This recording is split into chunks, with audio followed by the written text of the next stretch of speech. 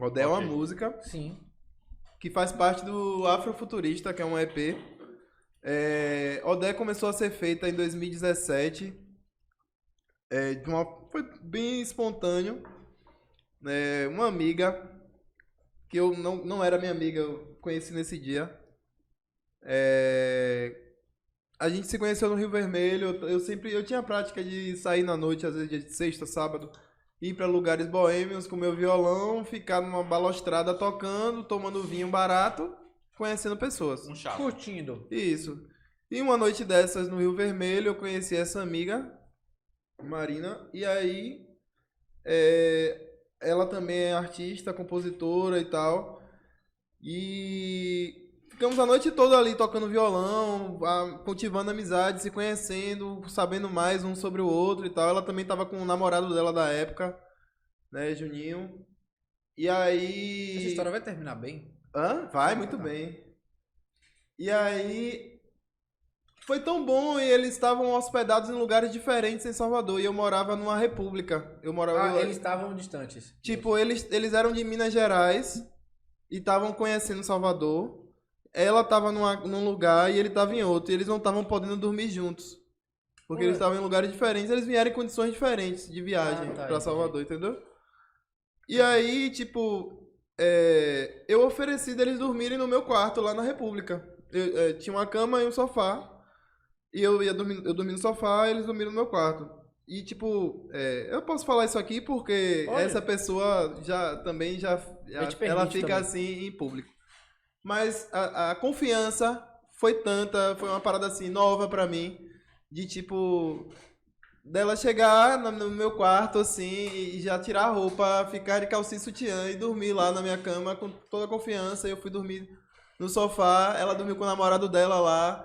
No outro dia, eles até comentaram. Eu posso falar porque ela é escrachada, eu não vou citar. Isso, rapaz. Ela é conhecida, ela é conhecida, bem conhecida hoje em dia, no Brasil inteiro. No Brasil inteiro. Sônia Abrão. Não, é Marina Sena. Marina Sena. Marina Sena. Marina Sena. Em 2017, quando Marina Sena não era ainda conhecida nacionalmente. Outro dia a gente foi dar um rolê na Praia dos Artistas, ali na Boca do Rio, que eu morava ali perto. E lá a gente começou a criar a melodia de Odé. A inspiração, na verdade a onda, a ideia de começar a fazer uma música naquele momento veio dela. Porque ela estava inspirada por estar em Salvador. Eu estava na minha casa, eu estava morando lá na época. Mas ela estava inspiradíssima por estar em Salvador. E só veio a melodia. Veio um começo de melodia nesse passeio que a gente deu. Esse rolê. Eu tentava botar a letra, não vinha a letra naquele momento. E eu virei pra ela, a gente se despediu. A gente só passou um dia juntos, né? A gente se despediu. Por quê? E eu falei, porque daqui já foi embora? Como é que foi? É porque ela voltou pra Minas Gerais. Aí eu falei pra ela, eu vou escrever essa letra. Se você não escrever, eu vou escrever. Ela escreva. Passou o tempo. Eu tinha começado um pouco a letra, mesmo depois de um tempo, né, nesse meio tempo, mas não tinha andado muito. Tinha só um comecinho mesmo, que era só uma melodia do refrão. E eu fiz toda a viagem, passei um ano, já estava há 10 meses rodando o Brasil, fiquei um tempo em Goiás, um tempo em Minas, um tempo no Rio de Janeiro, um tempo em São Paulo. Em Goiás eu fiquei em Goiânia. Meu destino final era ir para o universo paralelo. Só que eu tinha o tempo, né? Era o tempo de um ano, só que só tinha 10 meses. E eu precisava sair do Rio de Janeiro. Aí eu vinha para Bahia, só que aí um acaso me fez falar com Marina de novo na rede social. A gente começou a conversar e eu comentei com ela que eu passaria por Minas, porque eu ia pegar carona pra voltar pra Bahia, né? Ia sair do Rio de Janeiro. Aí ela fez, amigo, venha conhecer Montes Claros, porque ela sempre falou, né? Venha conhecer. Na época ela morava no norte de Minas, que é bem próximo à Bahia. É porque também, assim, eu fui abençoado, né? Vamos dizer. Pode ser a minha visão também da minha bolha em Montes Claros. Mas a minha bolha foi a seguinte. Eu cheguei em Montes Claros pra ficar na casa de Marina. E Marina, na época, já era uma estrela em Montes Claros. Porque as coisas não são do nada. as coisas não são do são nada. gradativas, mano. A galera enxerga a superfície, mas a galera não enxerga como era antes. Então, ela já era uma estrela lá. Ela tinha uma banda chamada Outra Banda da Lua, que ainda existe, ela que não faz parte mais, mas a Outra Banda da Lua é uma banda do caralho. Pô, é que tipo a Limbo, né? A Outra Só Banda que da agora Lua. Enfim. Eu não. Olha, assim. É tipo a Limbo, é tipo a Limbo. Nesse sentido é. Sim. Mas no estilo de banda não. Porque a Outra Banda da Lua. Enfim, não vou me aprofundar nisso. A Outra Banda da Lua é um pouco maior também, a quantidade de instrumentistas. É uma coisa que tem muita ligação com a música tradicional brasileira. Muito oriunda do Nordeste, assim, das influências. Porque norte de Minas já é quase Bahia.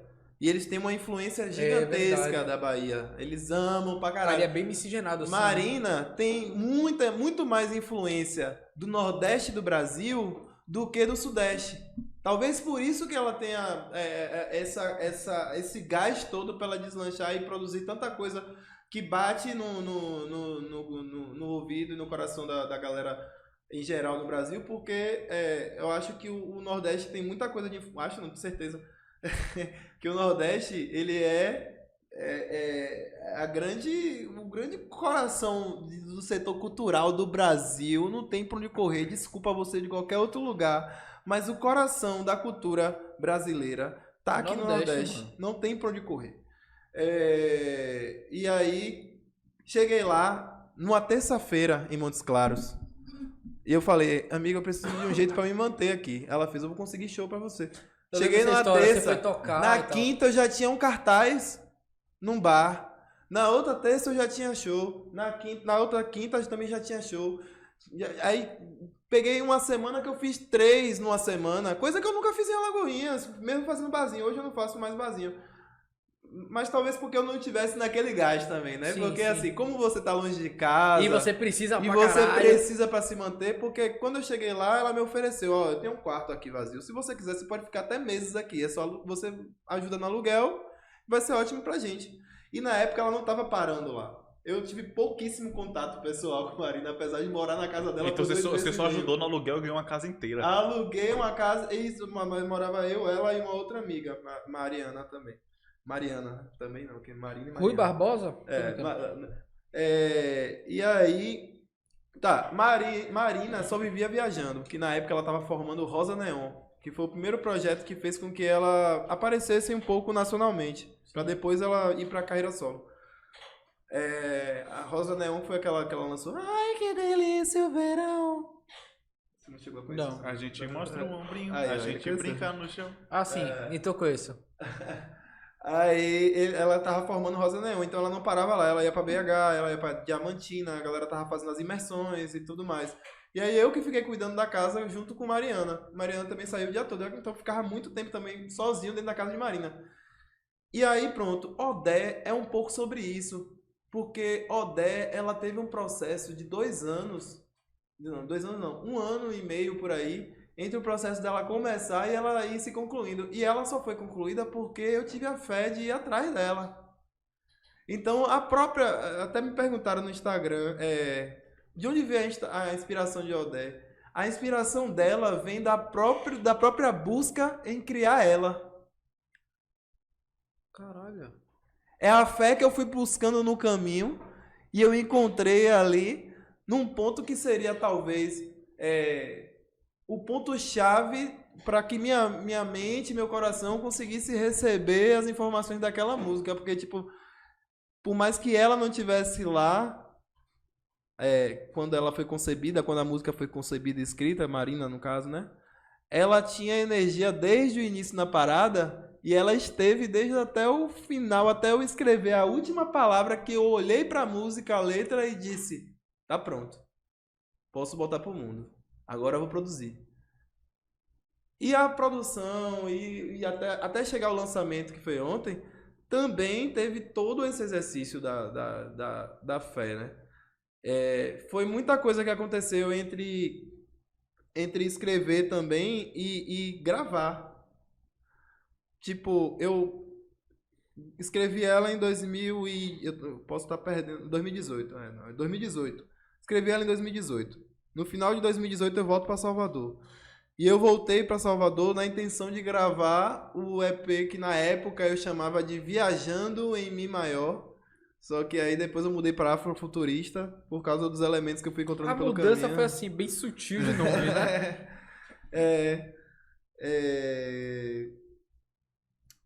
Voltei pra Salvador na intenção de gravar esse lado B. Só que ao mesmo tempo, que não é lado B, é o lado.